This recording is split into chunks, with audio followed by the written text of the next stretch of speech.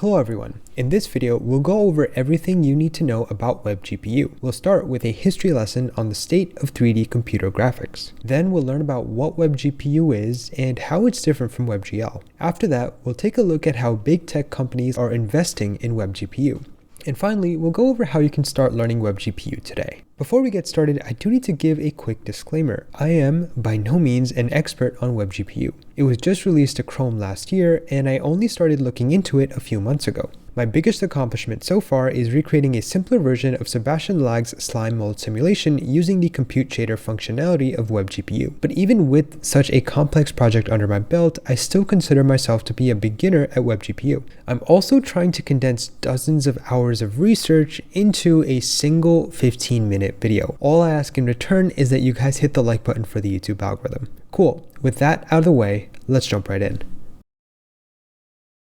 To understand how WebGPU came to be today, we need to go back in time by 30 years. And no, I don't mean the 1970s, I mean the 1990s. Around this time, the gaming industry started to pick up speed, and game developers were hungry to access the full power of the graphics hardware. In 1992, a company called Silicon Graphics created and released OpenGL, or Open Graphics Library. With this graphics API released, the next 10 years saw the rise of two major gaming companies, Sony with its flagship consoles PS1 and PS2, and Nintendo with N64 and GameCube. Feeling left out, Microsoft decided to get in on the action with its own graphics API called DirectX and launched Xbox in 2001.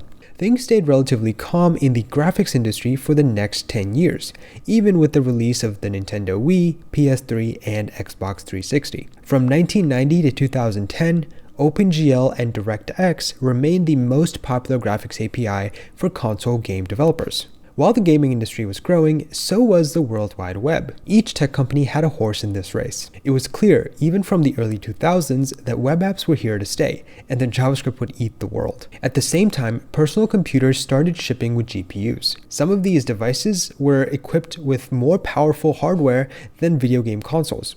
Realizing this, the Kronos Group, who now worked on OpenGL, released WebGL, aka Web Graphics Library, in 2011. WebGL is a JavaScript API that allows you to talk to the computer's GPU directly from the browser. While creating WebGL, the Kronos Group realized that OpenGL's architecture was suboptimal for modern graphics hardware and began working on Vulkan. Around the same time, Apple also started working on its own modern graphics API for macOS and iOS called Metal. So now we had 5 different graphics APIs: WebGL, which was based on OpenGL, Metal, DirectX, and Vulkan. Things were getting out of hand. The graphics space was becoming very fragmented, and since most big tech companies had huge investments in browser technology, they decided to do something about this problem. So, some really smart folks at Google, Apple, Microsoft, Mozilla, the Kronos Group, Intel, and a bunch of other tech companies formed a group and started working on a new graphics API called WebGPU. At a high level, WebGPU is a graphics API that sits on top of DirectX, Vulkan, and Metal. It allows you to talk to the graphics APIs that your computer is running without having to worry about the details of each framework. The name, WebGPU, is a little confusing because you can use WebGPU outside of a web browser context. There's a WebGPU implementation for C++ called Dawn, and there's also a WebGPU implementation for Rust called WGPU. Fun fact, Bevy, the game engine written in Rust, uses WGPU under the hood. Being that I'm most familiar with the JavaScript ecosystem, I'll focus on the web side of things for the rest of the video. WebGPU aims to strike a good balance between performance and ease of use. It's faster than frameworks like OpenGL and WebGL, and it's easier to set up and use than frameworks like Metal, Vulkan, and DirectX. For reference, and I'm not exaggerating here, it takes 800 to 1,000 lines of code to draw a simple triangle in Vulkan. It can take more than 400 lines of code in DirectX 12, and in comparison, it takes 70 lines of code to draw a triangle in WebGL and about 100 lines of code in WebGPU. You can think of WebGPU as being the successor to WebGL. It allows you to do two basic things: draw triangles, points, and lines to textures, and run computations on the GPU. The first part drawing triangles, is something we could already do in WebGL. So what's the difference? The WebGPU API doesn't require you to work with global state, which was considered a downside of WebGL. The WebGPU API is also a little faster because it's a wrapper around the more modern APIs, Vulkan, DirectX, and Metal. Early benchmarks by the Safari team showed that WebGPU can draw triangles 2 to 8 times faster than WebGL. The second part, running computations on the GPU, is a real game changer. What this means is that you can create and run compute shaders directly from the browser. And in case you didn't know, running code in a compute shader can be 1,000 to 10,000 times faster than running it on the CPU. I know that was a lot of information to process, so let's do a quick recap. WebGPU allows you to access the graphics card directly from the web browser using JavaScript, or even outside of a browser in programming languages like C++ or Rust. WebGPU can be 2 to 8 times faster than WebGL because it interfaces with more modern APIs like DirectX, Vulkan, and Metal. WebGPU is easier to maintain than WebGL because its architecture is also more modern and does not require the use of a global state. And finally, WebGPU gives you the ability to run arbitrary computations in parallel with compute shaders. WebGPU is the future of graphics development in industries that can get by with 80 to 90% performance of native apps. The best real-world example is Figma. The story starts in 2011 when WebGL was still in its infancy and Evan Wallace started creating demos with it. I mean, just look at this WebGL water demo he made as a college student. After toying with WebGL, Evan quickly understood its significance and teamed up with Dylan Field to launch Figma. Figma is a web-based design tool that built a very complex rendering engine on top of WebGL. Figma became the fastest growing design company of the last decade. Adobe noticed Figma's success and even tried to acquire it for $20 billion, a price that was 50 times Figma's yearly recurring revenue at the time. This type of deal was unheard of. To the relief of many Figma users, that deal was blocked by antitrust regulators. Stories like this show the importance of WebGL and how it helped a small startup like Figma bring fear to a decades-old tech company with a market valuation of $250 billion. Figma is sure to be at the forefront of the transition from WebGL to WebGPU, and for that reason, you can be 100% sure that Adobe will invest in WebGPU as well. Fun fact, the best resource for learning WebGPU with C++ is created by a research scientist who currently works at Adobe. Another industry in which WebGPU will play a big role in is computer-aided design, or CAD, specifically in bringing complicated software like SolidWorks or AutoCAD to the web. John H. was a player and instructor in MIT's Blackjack team, the same Blackjack team that inspired the movie 21 and documentary series Breaking Vegas. He used the $1 million he won in Vegas to start SolidWorks in 1993. SolidWorks ended up becoming so popular in the CAD industry that it got acquired by Dassault Systems for $300 million in 1997. 14 years later, in 2011, WebGL was released. And perhaps by pure chance, John left Dassault Systems that same year. That was also the same year that John co-founded Onshape, a cloud-based 3D CAD software built on top of WebGL. It also did well for itself and eventually got acquired for $470 million. I'm not saying that a web-based CAD software like Onshape will replace AutoCAD or SolidWorks in the next 1 to 2 years. But at the same time, you can never be too sure about anything in the tech industry. For that reason, I'm certain that Autodesk and Dassault Systems and any other CAD design company will heavily invest in making more of their software web-based using WebGL and WebGPU. Medical education has remained stagnant using 2D diagrams for hundreds of years.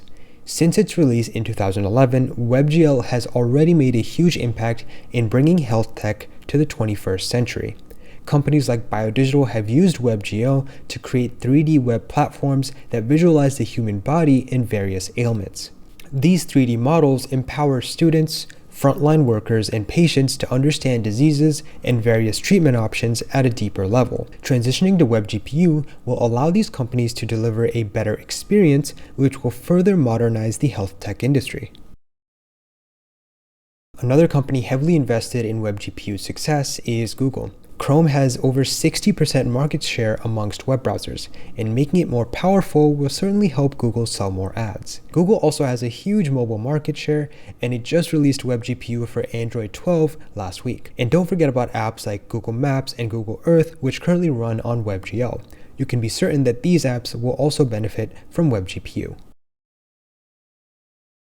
Being that every single company is now trying to be the next innovator in AI, I thought I'd include a section about how WebGPU has played a role in this space. I recently stumbled upon WebGPT, a large language model that runs directly on Chrome using WebGPU. This is an important application of WebGPU because it allows LLMs to run in a browser completely offline. This is essential in areas where internet connection is difficult to sustain. This project hit the front page of Hacker News, got 3K stars on GitHub, and its creator, a 19-year-old college student, got picked up by OpenAI soon after. Safe to say that OpenAI will be looking into the use of WebGPU. And since OpenAI, combined with Microsoft, is an existential risk for Google, you can bet that Google will also be looking into the use of WebGPU for AI and ML purposes. Apple struggled in the AI and ML space for the better part of a decade with its voice assistant Siri. It won't make the same mistake twice. Apple will certainly be looking into the applications of WebGPU in Safari and maybe even their Vision Pro headsets.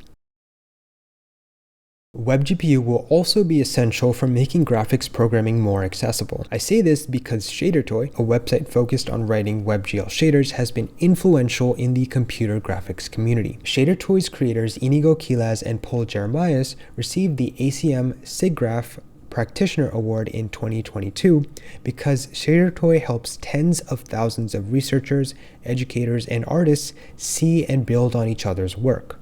In a 2017 GDC talk, Sean Murray, creator of No Man's Sky, said that Inigo's tutorials on noise functions and fractional Brownian motion were essential for building the procedural world generation of No Man's Sky. Let me rephrase that. The creator of a game that sold 10 million copies and generated over $500 million in sales said that Inigo's work on ShaderToy was essential. Given that WebGPU is WebGL's successor, it's safe to say that a website for writing WebGPU shaders will have a similar effect on making graphics programming more accessible.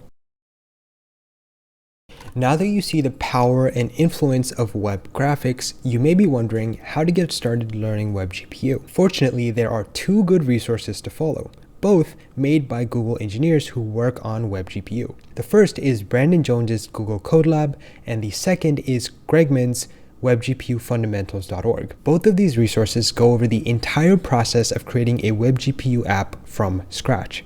I'd recommend starting with the Google Code Lab because it's something you can finish in a weekend. One thing to remember is that WebGPU is still a new technology. It's better than WebGL in many ways, but at the same time, it'll never reach the popularity of everyday frameworks like React.js or Node. It's also important to note that WebGPU doesn't support all the latest graphics improvements like ray tracing or mesh shaders yet. Nonetheless, I'm very optimistic about WebGPU. Most companies that use WebGL will transition to WebGPU in the coming years. WebGPU will help bring more complex technologies made by big tech companies like Adobe and Autodesk to the web, similar to how WebGL helped companies like Figma and Onshape. I also believe that WebGPU will become the standard graphics API for native apps that don't require maximum performance like video games. This is because making cross-platform native apps in C++ requires the developer to create 3 separate backends interfacing with Metal, Vulkan, and DirectX. WebGPU directly solves this problem. I'm curious what you guys think. Do you think that WebGPU will largely replace the usage of Metal, Vulkan, and DirectX? Are you learning about it in your free time already? Are you more interested in the web or native applications of WebGPU? I'd love to hear your thoughts on anything related to WebGPU down in the comments below. Thanks for watching, and I'll catch you guys next time.